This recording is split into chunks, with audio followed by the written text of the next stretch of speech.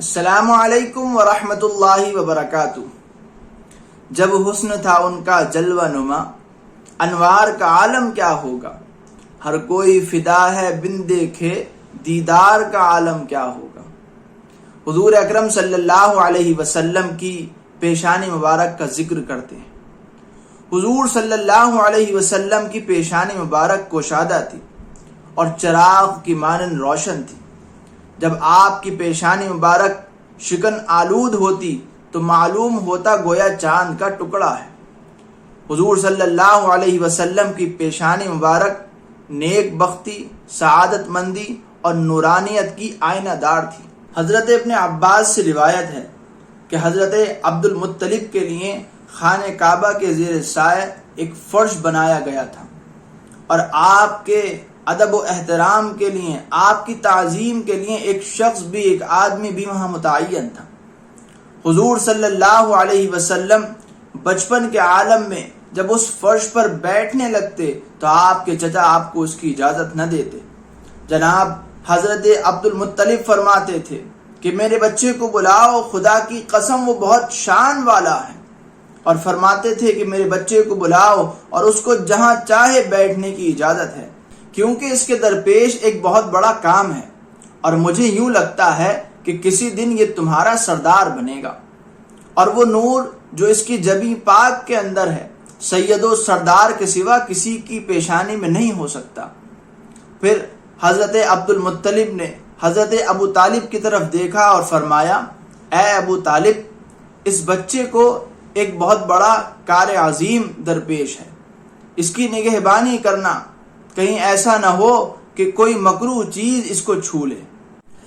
حضرت زباب بن حارث رضی اللہ تعالی عنہ فرماتے ہیں کہ زمانہ جاہلیت میں میرے پاس ایک بت تھا جس کی میں پوجا کرا کرتا تھا، اور ایک جن بھی تھا جو میرا دوست تھا، جو عرب کی خبریں یمن لے جایا کرتا تھا۔